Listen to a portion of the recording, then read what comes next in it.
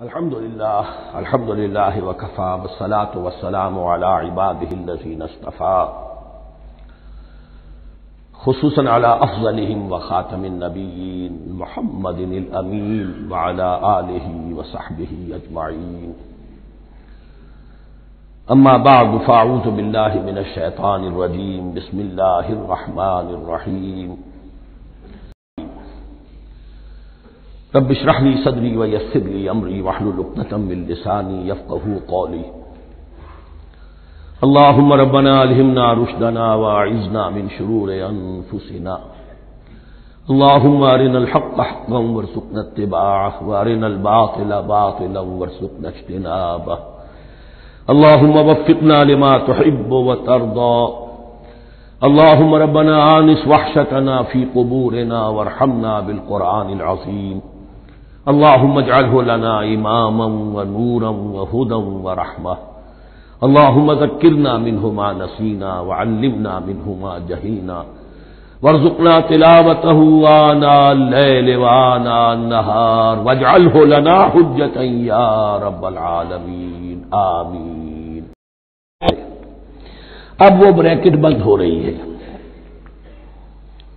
وہ آیت کے جو چھٹے رکوع کے شروع میں آئی تھی دوبارہ آ گئی جوں کی توں، یا بنی اسرائیل اذکروا نعمتی التی انعمت علیکم وانی فضلتکم علی العالمین۔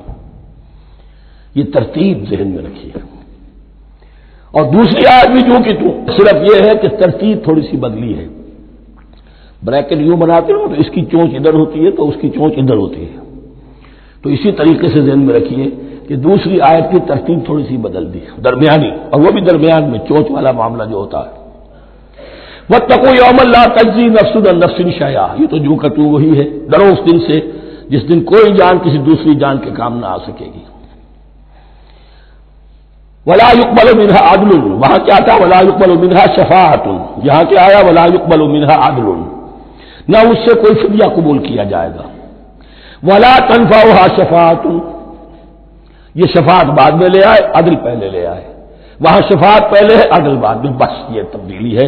ولا هم ينصرون، اور یہ پھر جو کا تو وہی جو پہلی آیت میں تھا، جو چھٹے رکوع کی دوسری آیت ختم ہوئی، نہیں انہیں کوئی مدد مل سکے گی۔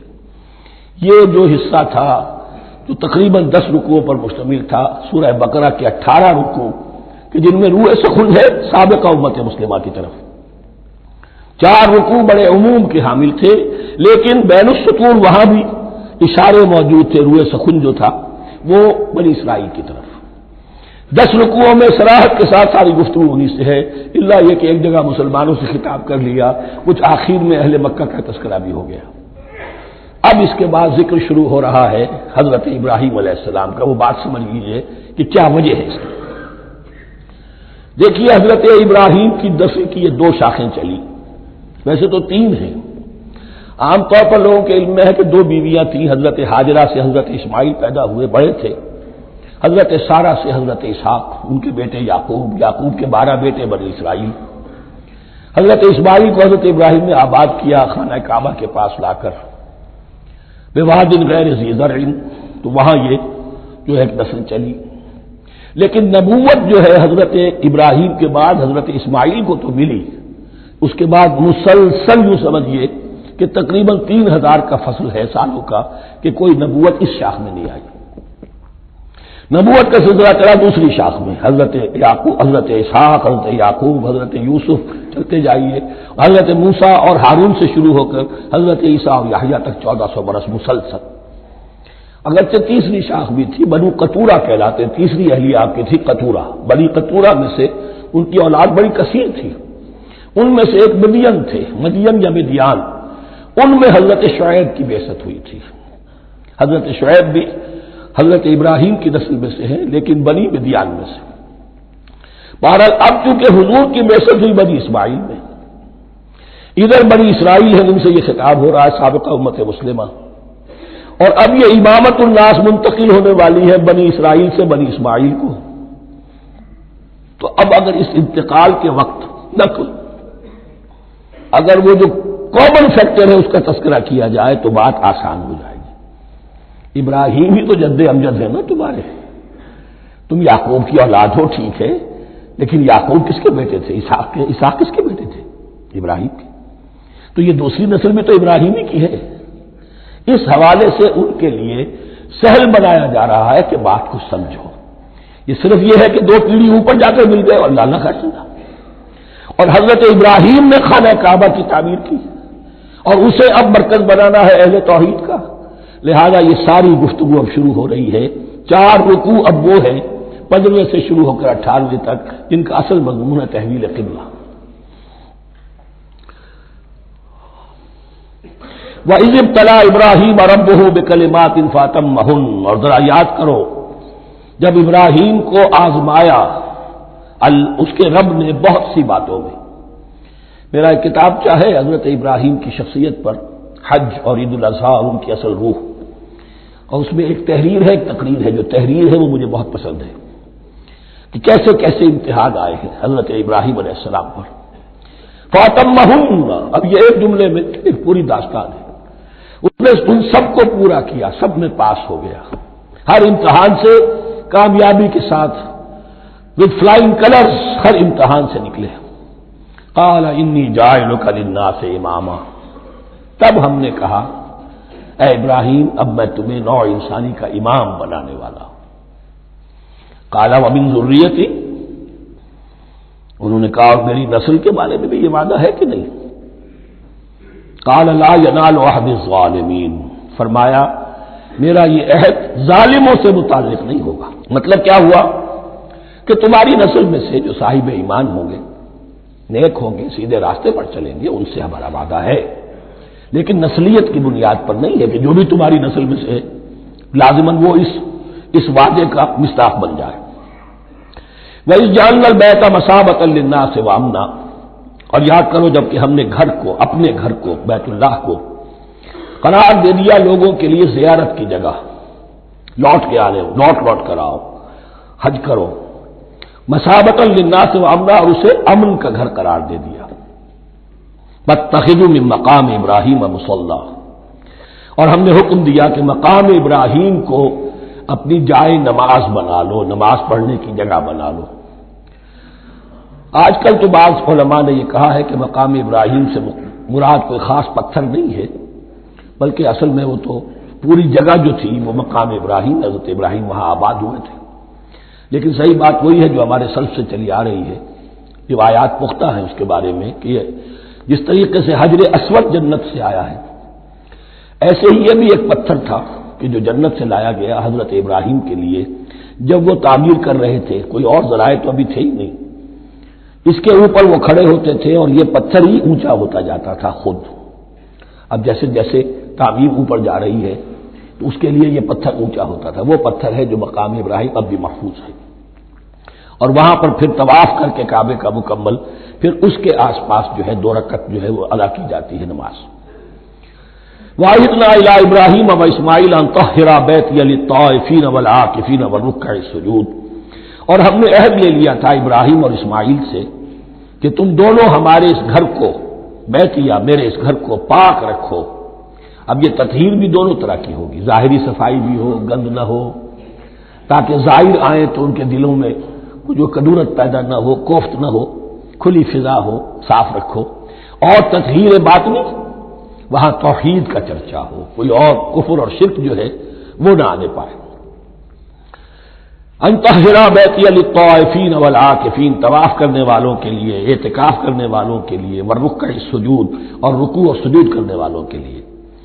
وَإِذْ قَالَ إِبْرَاهِيمُ رَبِّ اجْعَلْ هَٰذَا بَلَدًا آمِنًا وَارْزُقْ أَهْلَهُ مِنَ الثَّمَرَاتِ مَنْ آمَنَ مِنْهُمْ بِاللَّهِ وَالْيَوْمِ الْآخِرِ، اور یاد کرو جب کہ ابراہیم نے کہا تھا اے میرے پروردگار اس گھر کو امن کی جگہ بنا دے، اور اس کے رہنے والوں، اس کے ہاں آباد ہونے والوں کو یعنی بنی اسماعیل کے لیے ان کو رزق عطا فرما، میووں کا اور پھلوں کا۔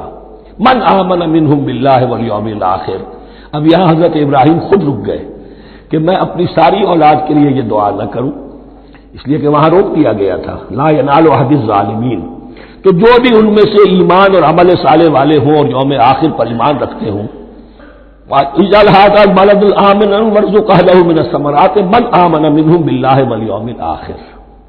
اب یہاں دیکھیے اللہ تعالیٰ نے گویا کہ ہم کہیں گے ازرہ شفقت مسکراتے ہوئے گویا کہ فرمایا کہ ابراہیم قال ومن کفر، تمہاری اولاد میں سے جو کفر کرے گا فامتعہ قلیلا، اس کو بھی میں دنیا کا ساز و سامان تو دوں گا، امامت میں شامل نہیں کر سکتا، لیکن یہ کہ دنیاوی طور پر مال و متاع جو ہے وہ ان کو بھی میں دوں گا۔ ومن کفر فامتعہ قلیلا ثم اضطرہ الی عذاب النار، ہاں پھر اسے کشاں کشاں لے آؤں گا جہنم کے عذاب کی طرف، وبئس المصیر، اور وہ بہت ہی بری جگہ ہے لوٹنے کی۔ وَإِذْ يَرْفَعُ إِبْرَاهِيمُ الْقَوَاعِدَ مِنَ الْبَيْتِ وَإِسْمَاعِيلُ، اور یاد کرو جبکہ ابراہیم اٹھا رہے تھے ہمارے گھر کی بنیادوں کو، اور اسماعیل باپ بیٹا دونوں لگے ہوئے تھے۔ یہاں لفظ جو قواعد آیا ہے اس کو نوٹ کیجئے، قواعد قاعدے کی جمع ہے اور یہ بنیادوں کو کہا جاتا ہے، اور اس میں اشارہ ہے حضرت ابراہیم اصل معمار اور بانی نہیں ہے کعبے کے، کعبہ بنایا ہے حضرت آدم نے، ان اول بیت وضع للناس للذی بمکہ، پہلا گھر۔ اب کیسے ممکن تھا حضرت آدم علیہ السلام کے زمانے سے لے کر اور حضرت ابراہیم تک کم و بیش جو ہے 4000 برس ہے، عام اندازہ جو ہے تورات کا اگر آپ لگائیں تو کوئی مسجد نہیں بنی ہوگی کیا؟ یہ پہلا گھر ہے، پہلا وہ گھر خدا کا، تو اس کی بنیادیں رہ گئی تھی، باقی وہ امتداد زمانہ سے، اور چونکہ یہ سیلاب کا راستہ تھا، سیلاب کی وجہ سے وہ سب جو ہے دیواریں بہہ گئی تھی، صرف بنیادیں تھیں، ان بنیادوں کو پھر وَإِذْ بَوَّأْنَا لِإِبْرَاهِيمَ مَكَانَ الْبَيْتِ، یہ سورہ حج میں جا کر مضمون تفصیل سے آئے گا۔ اب میں آئے گا کہتا ہوں، آ چکا ہے حقیقت کے اعتبار سے، اس لیے کہ یہ ساری مکی صورتیں ہیں جو نازل ہو چکی ہیں سورہ بقرہ سے بہت پہلے۔ تو جب وہ ان بنیادوں کو اٹھا رہے تھے تو دعائیں مانگ رہے تھے، ربنا تقبل منا انک انت السمیع العلیم، اے رب ہماری اس کوشش کو، ہماری اس مشقت کو، محنت کو قبول فرما۔ باہر گھر بنا رہے ہیں، پتھر اٹھا اٹھا کر لا رہے ہیں، حضرت اسماعیل کی عمر اس وقت لگ بھگ 13 برس ہے، ہاتھ بٹا رہے ہیں، ربنا تقبل منا انک انت السمیع العلیم، اے رب ہماری اس کوشش کو شرف قبول عطا فرما، یقیناً تو سب کچھ سننے والا اور جاننے والا ہے۔ ربنا وجعلنا مسلمین لک، اور اے رب ہمیں اپنا فرما بردار بنائے رکھ۔ نوٹ کیجئے ابراہیم کہہ رہے ہیں، تو میں اور آپ اگر مطمئن ہو جائیں کہ میری موت لازماً حق پر ہوگی تو بہت بڑا دھوکہ ہے۔ ڈرتے رہنا چاہیے، اللہ کی پناہ طلب کرتے رہنا چاہیے۔ ربنا وجعلنا مسلمین لک، اے اللہ ہم دونوں کو اپنا فرما بردار بنائے رکھ، ومن ذریتنا امۃ مسلمۃ لک، اور ہم دونوں کی نسل میں سے اٹھائیو برپا کی جو ایک امت جو تیری فرما بردار امت ہو۔ وارنا مناسکنا، اور اے پروردگار تیرا گھر تو ہم نے یہ بنا دیا، اب اس کے جو رسومات ہیں وہ ہمیں سکھا، جو مناسک کے حج ہیں، ارنا مناسک، اب کیسے حج کریں، کیا آداب ہوں گے، طواف کیسے ہوگا، کیا کریں گے، وتب علینا، اور ہم پر اپنی شفقت کی نظر فرما، انک انت التواب الرحیم، یقیناً تو ہی ہے بہت ہی زیادہ توبہ کا قبول فرمانے والا اور شفقت کے ساتھ رجوع کرنے والا اور رحم فرمانے والا۔ ربنا وبعث فیہم رسولا منہم، اور اے ہمارے پروردگار ہماری اس نسل میں، اب چونکہ ہماری نسل مراد ہے بنی اسماعیل، بنی اسرائیل اسماعیل کی نسل میں سے تو نہیں ہے نا، یہاں دونوں کی نسل سے مراد ہے تو وہ بنی اسماعیل، ہماری اس نسل میں اٹھائی ہو ایک رسول انہی میں سے، باہر کا نہ ہو، کوئی مغایرت کا اجنبیت کا پردہ حائل نہ ہو، وہ کیا کرے، یتلو علیہم آیات کا، تیری آیات ان کو پڑھ کر سنائے، وَيُعَلِّمُهُمُ الْكِتَابَ وَالْحِکْمَةَ، اور صرف سنائے نہیں، تعلیم دے انہیں کتاب اور حکمت کی۔ صرف سنا دینا تو بہت آسان کام ہے، سکھانا، تعلیم دینا، دلوں میں بٹھانا، اور حکمت، وَيُزَكِّيهِمْ، اور ان کو پاک کرے، ان کا تزکیہ کرے، ان کے دلوں میں تیری محبت اور آخرت کی طلب کے سوا کوئی طلب باقی نہ رہنے دے۔ انک انت العزیز الحکیم، یقیناً پروردگار تو ہی ہے زبردست اور کمال حکمت والا۔ وَمَن يَرْغَبُ عَن مِّلَّةِ إِبْرَاهِيمَ إِلَّا مَن سَفِهَ نَفْسَهُ، اور ایسا شخص کون سا ہوگا جو ابراہیم کے طریقے سے منہ موڑے۔ یہ رغبت کا نظر بھی زبان میں دونوں طرف جاتا ہے، رغبہ الہ، کسی شے کی طرف رغبت ہونا، محبت ہونا، میلان ہونا، اور رغب عن کسی شے سے متنفر ہونا، کسی شے سے ابا کرنا، اس کو چھوڑ دینا۔ وَمَن يَرْغَبُ عَن مِّلَّةِ إِبْرَاهِيمَ إِلَّا مَن سَفِهَ نَفْسَهُ، سوائے اس کے جس نے اپنے آپ کو حماقت ہی میں مبتلا کرنے کا فیصلہ کر لیا ہو، اور کون ہوگا جو ابراہیم کے طریقے سے منہ موڑے۔ وَلَقَدِ اصْطَفَيْنَاهُ فِي الدُّنْيَا، اور ہم نے تو اسے دنیا میں بھی پسند کر لیا تھا، چن لیا تھا۔ وَإِنَّهُ فِي الْآخِرَةِ لَمِنَ الصَّالِحِينَ، اور یقیناً آخرت میں بھی وہ ہمارے صالح بندوں میں سے ہوں گے۔ اذ قال له ربه اسلم قال اسلمت لرب العالمین، جب جب کہا اس سے اس کے پروردگار نے کہ مانو میرا حکم، اس نے کہا پروردگار قبول ہے تیرا حکم، یہاں تک کہ ذبح کرو بیٹے کو، حاضر۔ یہ آخری امتحان تھا، آخری 100 برس کی عمر میں، 87 برس کی عمر میں دعائیں مانگ مانگ کر بیٹا لیا تھا اسماعیل۔ حضرت سارہ کے ہاں کوئی اولاد نہیں ہوئی تھی، اب وہ 13 برس کا تھا، بازو بن گیا تھا، اور اس وقت ذبح کرنے کا حکم آیا۔ جب بھی کہا ہم نے مانو ہمارا حکم، قال اسلمت لرب العالمین، اللہ تعالی ہمیں بھی توفیق دے کہ اس کی پیروی کریں۔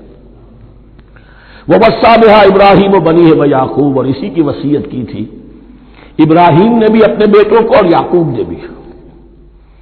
یا بنی، وہ کیا کی نصیحت ہے میرے بیٹو، ان اللہ اصطفیٰ لکم الدین، دیکھو اللہ نے تمہارے لیے دین کو پسند فرما لیا ہے۔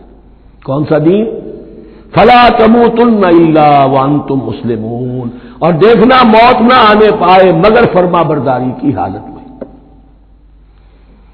یہی بات آئے گی سورہ آل عمران میں مسلمانوں سے خطاب کر کے، یا ایھا الذین آمنوا اتقوا اللہ حق تقاتہ ولا تموتن الا وانتم مسلمون، اور ان الدین عند اللہ الاسلام ومن یبتغی غیر الاسلام دینا فلن یقبل منہ۔ ام کنتم شہداء اذ حضر یعقوب الموت، کیا تم اس وقت موجود تھے جب یعقوب کی موت کا وقت آیا؟ جب آدم کی یعقوب پر موت، یہ لفظی ترجمہ ہوگا، اذ حضر یعقوب الموت اذ قال لبنیہ ما تعبدون من بعدی، حضرت یعقوب نے اپنے سارے بیٹوں کو جمع کیا، 12 کے 12، اور مصر میں پہنچ چکے تھے یہ حضرت یوسف علیہ السلام کے ذریعے سے، جو سورہ یوسف میں ساری کہانی آئے گی، وہاں انتقال ہوا۔ تو انہوں نے اپنے بیٹوں کو جمع کیا، اس قال لبنیہ ما تعبدون من بعدی، میرے بعد تم کس کی پوجا کرو گے، کس کی پرستش کرو گے؟ یہ بات نہیں تھی کہ انہیں معلوم نہیں تھا، لیکن یہ کہ ایک میثاق، قول و قرار اور پختہ کرنے کے لیے۔ قالوا نعبد الہک و الہ آبائک ابراہیم و اسماعیل و اسحاق، کہا کہ ہم پوجیں گے، بندگی کریں گے، پرستش کریں گے آپ کے معبود کی اور آپ کے آبا ابراہیم، اسماعیل اور اسحاق کے معبود کی، اور یہ کوئی مختلف معبود نہیں ہے، الہ واحد، وہ تو ایک ہی الہ ہے۔ وَنَحْنُ لَهُ مُسْلِمُونَ، ہم اس کے لیے اس کے سامنے سر جھکاتے ہیں، اسی کی فرما برداری کا اقرار کرتے ہیں۔ تِلْكَ أُمَّةٌ قَدْ خَلَتْ، یہ آیت 2 مرتبہ آئے گی اسی رکوع میں۔ یہ ایک گروہ تھا انسانوں کا جو گزر گیا، ابراہیم، اسماعیل، اسحاق، یعقوب، ان کی اولاد، قد خلت، وہ گزر گئے۔ لہا ما کسبت ولکم ما کسبتم، ان کے لیے تھا جو انہوں نے کمایا، اور تمہارے لیے ہوگا جو تم کماؤ گے۔ یعنی یہاں پدرم سلطان بود کا کوئی مقام نہیں ہے، ہر شخص کے لیے اپنا عمل، اپنا ایمان، اپنی کمائی۔ ولا تسألون عما كانوا يعملون، تم سے یہ نہیں پوچھا جائے گا کہ وہ کیا کرتے تھے، تم سے پوچھا جائے گا تم کیا کر کے لائے ہو۔ تو راچے ہے پدرم سلطان بود، تو راچے ہے، تم کیا ہو بھائی، تو اپنی بات کرو، باپ تمہارا سلطان تھا، ہوگا۔ وقالوا كونوا هودا أو نصارى تهتدوا، لیکن اس پس منظر میں اب ان کی خباثت کو نمایاں کیا جا رہا ہے کہ یہ تو تھی وصیت ابراہیم کی اور یعقوب کی، اور اس وقت کے یہود و نصارہ کا کیا رویہ ہے؟ قالوا كونوا هودا أو نصارى تهتدوا، وہی متحدہ محاذ حضور کے خلاف۔ یا تو یہودی، انہوں نے کہا کہ یا یہودی ہو جاؤ یا نصرانی تو ہدایت پر ہو جاؤ گے۔ قل بل ملت ابراہیم حنیفا، کہہ دیجئے نہیں، بل نتبع، ہم تو نتبع یہاں پر محذوف مانیے، بل نتبع ملت ابراہیم حنیفا، نہیں ہم تو پیروی کریں گے ابراہیم کے طریقے کی بالکل یکسو ہو کر، وما کان من المشرکین، اور وہ مشرکوں میں سے نہیں تھے۔ قولوا آمنا باللہ، اب یہاں مسلمانوں کو حکم دیا جا رہا ہے، دیکھو تم ان کے جو کچھ وہ کہتے ہیں اس کے جواب میں تم یہ کہو، قولوا کہو آمنا باللہ، ہم ایمان رکھتے ہیں اللہ پر، وما انزل الینا، اور جو کچھ نازل کیا گیا ہماری جانب، وما انزل الی ابراہیم و اسماعیل و اسحاق و یعقوب، اور جو کچھ نازل کیا گیا ابراہیم اور اسماعیل اور اسحاق اور یعقوب کی طرف، والاسباط، اور ان کی اولاد کی طرف، وما اوتی موسیٰ و عیسیٰ، اور جو کچھ دیا گیا موسیٰ کو اور عیسیٰ کو، وما اوتی النبیون من ربہم، اور جو کچھ دیا گیا تمام نبیوں کو ان کے رب کی طرف سے، لا نفرق بین احد منہم، ہم ان میں سے کسی کے مابین تفریق نہیں کرتے، ہم سب کو مانتے ہیں۔ دیکھیے ایک ہے تفضیل، کسی کو ایک کو زیادہ افضل سمجھنا دوسرے سے، یہ اور بات ہے، وہ تو سورہ آل عمران میں آئے گا تلک الرسل فضلنا بعضهم علی بعض، تفریق یہ کہ ایک کو مانے ایک کو نہ مانے، ان رسولوں میں سے ایک کا انکار سب کا انکار، لا نفرق بین احد منہم ونحن له مسلمون، اور ہم نے تو اسی کی فرما برداری کا قلادہ اپنی گردن میں ڈال دیا ہے۔ فَإِنْ آمَنُوا بِمِثْلِ مَا آمَنْتُمْ، پھر اے مسلمانوں اگر یہ بھی ایمان لائے یہود اور نصارہ بالکل اسی طرح جیسے تم ایمان لائے ہو، نو کمپرومائز، ٹھیک ٹھیک وہی دین اختیار کریں، وہی راستہ جو کہ محمد کے ذریعے سے تمہیں دیا گیا صلی اللہ علیہ وسلم، فَإِنْ آمَنُوا بِمِثْلِ مَا آمَنْتُمْ بِهِ فَقَدِ اهْتَدَوْا، تب وہ ہدایت پر ہوں گے، وَإِنْ تَوَلَّوْا، اور اگر وہ پیٹھ موڑ لے، فَإِنَّمَا هُمْ فِي شِقَاقٍ، تو اس کے معنی یہ ہے کہ وہ زدہ میں اور دشمنی کے اندر وہ مبتلا ہو چکے ہیں۔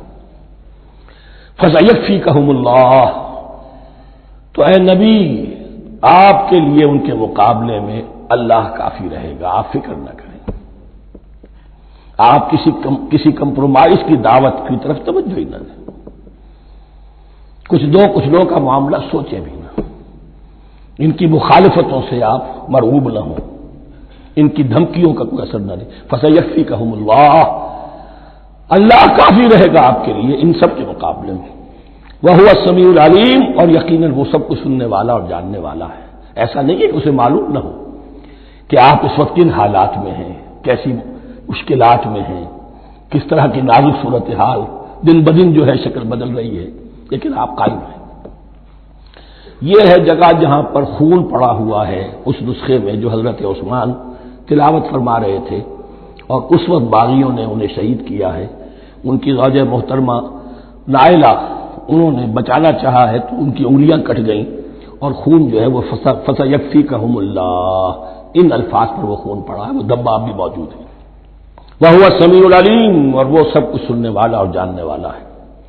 صبغۃ اللہ، کیا مانی یہاں پر بھی ایک آپ کو محذوف ماننا ہوگا، اخترنا صبغۃ اللہ، ہم نے تو اختیار کر لیا ہے اللہ کے رنگ کو، وَمَنْ أَحْسَنُ مِنَ اللَّهِ صِبْغَةً وَنَحْنُ لَهُ عَابِدُونَ، اور اللہ سے بہتر رنگ کس کا ہوگا، اور ہم تو بس اسی کی بندگی، اسی کی پرستش کرنے والے ہیں۔ قُلْ أَتُحَاجُّونَنَا فِي اللَّهِ وَهُوَ رَبُّنَا وَرَبُّكُمْ، اے نبی ان سے کہیے کہ کیا تم ہم سے محاجہ کر رہے ہو، حجت بازی کر رہے ہو، جھگڑ رہے ہو، دلیل بازی کر رہے ہو اللہ کے بارے میں؟ وَهُوَ رَبُّنَا وَرَبُّكُمْ، وہ تو ہمارا رب بھی ہے تمہارا رب بھی ہے، رب تو ایک ہے، رب بھی ایک، اس کا دین بھی ایک، ہاں شریعتوں میں فرق ہوا ہے۔ قُلْ أَتُحَاجُّونَنَا فِي اللَّهِ وَهُوَ رَبُّنَا وَرَبُّكُمْ وَلَنَا أَعْمَالُنَا وَلَكُمْ أَعْمَالُكُمْ، رب تو ہمارا بھی وہ تمہارا بھی وہ، البتہ ہمارے لیے ہوں گے ہمارے عمل، تمہارے لیے ہوں گے تمہارے عمل۔ وَنَحْنُ لَهُ مُخْلِصُونَ، اور ہم تو اس کے لیے اپنے آپ کو خالص کر لینے والے ہیں۔ یہ ذرا 3 الفاظ یہاں پہ نوٹ کر لیجئے، یہ میرے اور آپ کے لیے لمحہ فکریہ ہیں۔ نحن لہ مسلمون، 136ویں آیت اس پر ختم ہوئی، ہم اس کے سامنے سر تسلیم خم کرتے ہیں، ان میں سے تو ہم بھی شامل ہیں۔ نحن لہو عابدون، آیت نمبر 138۔ ہم اس کی بندگی کرنے والے ہیں، اسی کی بندگی کرنے والے ہیں۔ تو صرف اسلام نہیں، عبادت اور ٹوٹل عبادت، ٹوٹل بندگی، پوری زندگی میں اس کے ہر حکم کی پیروی اور اطاعت۔ اس سے آگے بات آئی وَنَحْنُ لَهُ مُخْلِصُونَ، یہ عبادت اخلاص کے ساتھ نہیں ہے تو منافقت ہے۔ اس عبادت سے کوئی دنیا کی منفعت پیش نظر نہ ہو، سوداگری نہیں، یہ عبادت خدا کی ہے۔ دنیا بنانا، دنیا کمانا، دین کو ذریعہ بنانا، اس سے بڑی اور اس سے گری ہوئی کوئی حرکت نہیں۔ اخلاص، حضور نے فرمایا من صلی یرائی فقط اشرکا ومن صام یرائی فقط اشرکا ومن تصدق یرائی فقط اشرکا، جس نے نماز پڑھی دکھاوے کے لیے اس نے شرک کیا، جس نے روزہ رکھا دکھاوے کے لیے اس نے شرک کیا، اور جس نے صدقہ خیرات دیا دکھاوے کے لیے اس نے شرک کیا۔ فنحن له مخلصون، نحن له مسلمون، نحن له عابدون، نحن له مخلصون۔ اللهم ربنا اجعلنا منهم، اللهم ربنا اجعلنا منهم۔ ام تقولون ان ابراہیم واسماعیل واسحاق ویعقوب والاسباط كانوا هودا او نصارى، کیا تمہارا کہنا یہ ہے کہ ابراہیم اور اسماعیل اور اسحاق اور یعقوب اور ان کی اولاد یہودی تھے یا نصرانی تھے؟ تم جو کہتے ہو کہ یا یہودی ہو جاؤ یا نصرانی تب ہدایت پاؤ گے، تو ابراہیم یہودی تھے یا نصرانی تھے؟ اور اسحاق اور یعقوب اور یوسف اور موسیٰ اور عیسیٰ یہ کون تھے؟ یہی بات آج مسلمانوں کو سوچنی چاہیے۔ محمد الرسول اللہ اور ان کے اصحاب دیوبندی تھے یا بریلوی تھے یا اہل حدیث تھے یا شیعہ تھے یا سنی تھے؟ ان تقسیموں سے اوپر ہونے کی ضرورت ہے۔ اللہ کے ساتھ اخلاص کا تقاضا یہ ہے، ٹھیک ہے ایک فقہی مسلک کے اعتبار سے ایک شخص کسی مسلک کی پیروی کر رہا ہے، لیکن اپنے آپ کو اس سے آئیڈینٹیفائی کرانا اور اس مسلک کو مقدم رکھنا دین پر، اور اس مسلک ہی کے لیے محنت اور مشقت اور بھاگ دوڑ تبلیغ ہو رہی ہے اسی کی، یہ چیز بالکل اس اصل حقیقت کے خلاف ہے کہ جو اللہ کے دین نے ہمیں سکھائی ہے۔ ام تقولون ان ابراہیم واسماعیل واسحاق ویعقوب والاسباط كانوا هودا او نصارى قل انتم اعلم ام اللہ، کہیے ان سے کہ تم زیادہ جانتے ہو یا اللہ زیادہ جانتا ہے۔ ومن اظلم ممن كتم شهادة عنده من اللہ، کان کھول کر سن لو، اس سے بڑھ کر ظالم کون ہوگا جس نے اللہ کی ایک گواہی جو اس کے پاس تھی اسے چھپا لیا۔ تمہارے پاس گواہیاں ہیں، علماء یہود جانتے تھے یہ اللہ کے رسول ہیں جن کے ہم منتظر تھے، اس گواہی کو چھپائے بیٹھے۔ ومن اظلم ممن كتم شهادة عنده من اللہ وما اللہ بغافل عما تعملون، اور اللہ ہرگز غافل نہیں ہے کہ اس سے جو تم کر رہے ہو۔ تلک امۃ قد خلت، یہ گروہ مقدس جماعت تھی یہ جس کے یہ گلے سرسبد تھے، یہ گزر گئے۔ لہا ما کسبت ولکم ما کسبتم، جو کمائی انہوں نے کی، جو عمل انہوں نے کمائے وہ ان کے لیے، تمہارے لیے نہیں۔ تمہارے لیے وہ ہوگا جو تم کماؤ گے۔ ولا تسألون عما كانوا يعملون، اور تم سے ان کے عمل کے بارے میں نہیں پوچھا جائے گا کہ انہوں نے کیا کیا، تم سے سوال یہ ہوگا کہ تم نے کیا کیا۔